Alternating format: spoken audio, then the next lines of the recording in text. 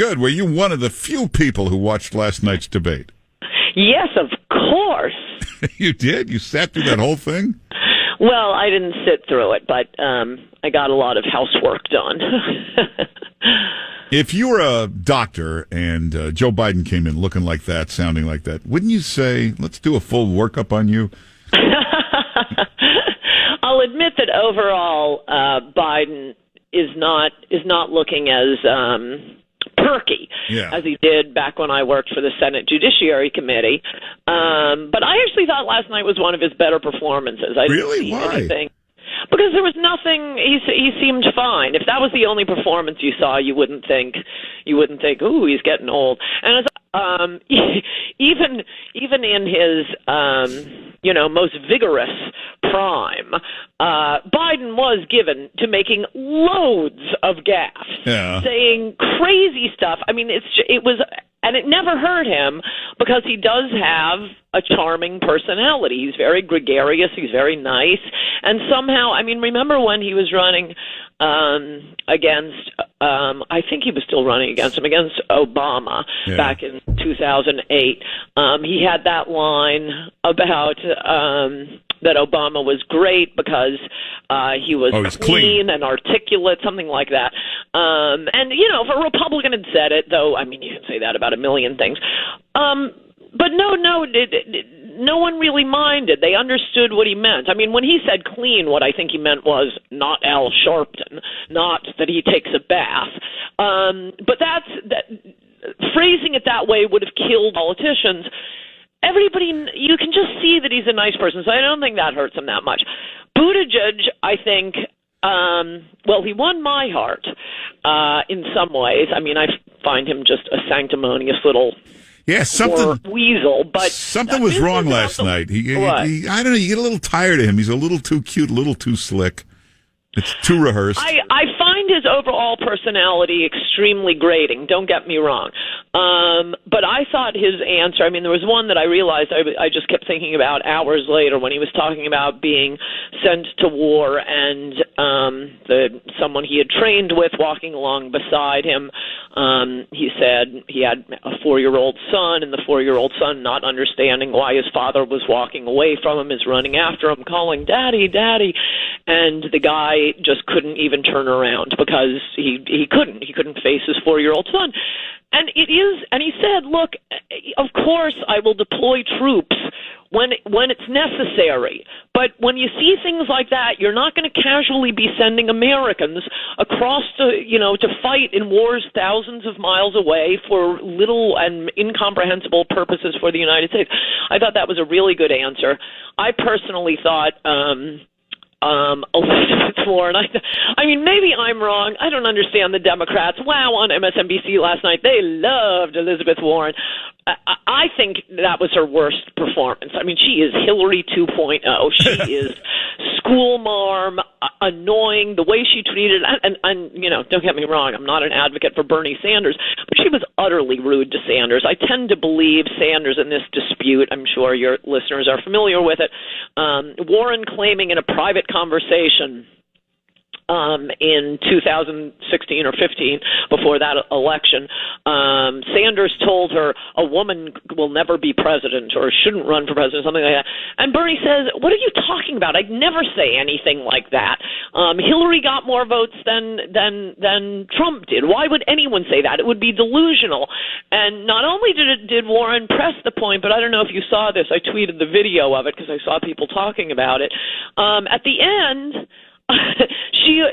they come together, usually the candidates all shake hands, like, after a football game or baseball game, hockey game.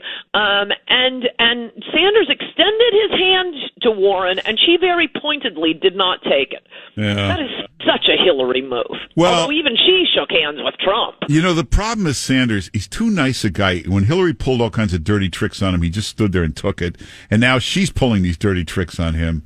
And he's got to stand. If that were somebody else, they would stand up to her and say, stop making up this stuff. Stop pulling this crap on me. It never happened. Nobody believes you.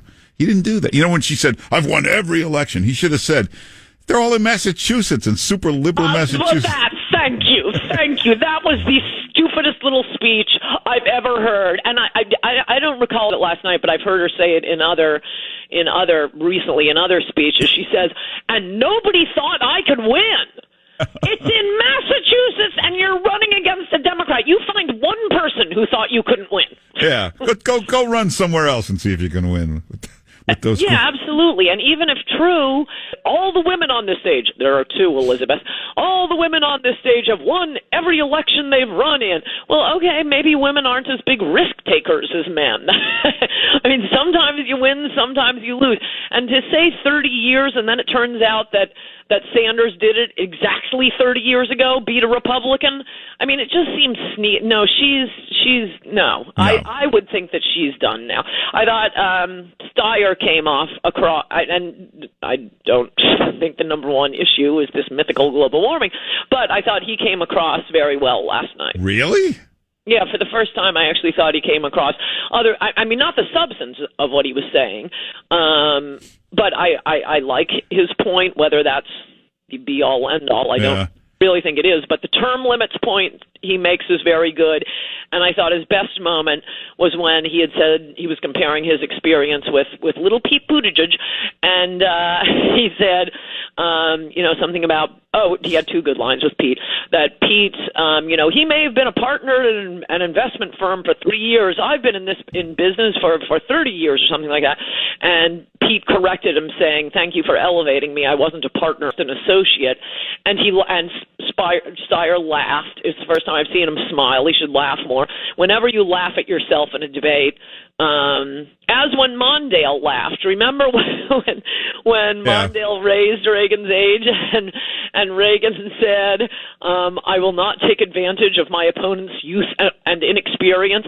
Mondale laughed, and I think that was absolutely Mondale's best moment. It showed him to be a nice person, human, blah, blah, blah.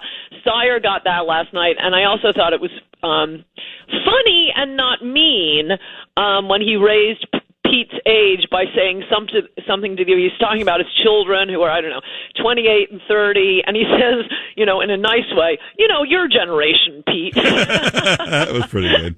So, hey, we only got like 30 seconds. Michael Bloomberg, not going anywhere, is he? It's delusional. I mean, I'll explain if I haven't already. The Michael Bloomberg phenomenon. There are a lot of political campaign consultants who still have college tuitions to pay, and they persuade Michael Bloomberg he's got a shot. So they will be paid. They have good jobs. They come home to their wives. Fantastic news. I'm going to be making loads of money for the next year. But no, not a chance. There are a lot of political races. Whenever you're scratching your head thinking, why on earth is this person running when there's no chance? It's because political consultants needed a job. Yeah, they take a fee, a commission. So he spent about $200 million already. They've taken about $12 million in fees off of him already. So yeah. God bless those consultants. Well, Ann Coulter's new column comes out tonight. You just go to AnnCoulter.com. Make sure you follow Ann Coulter on Twitter. And if you haven't read it, get her book, Resistance is Futile. Great book about what you Democrats should read it too. You could learn a lot.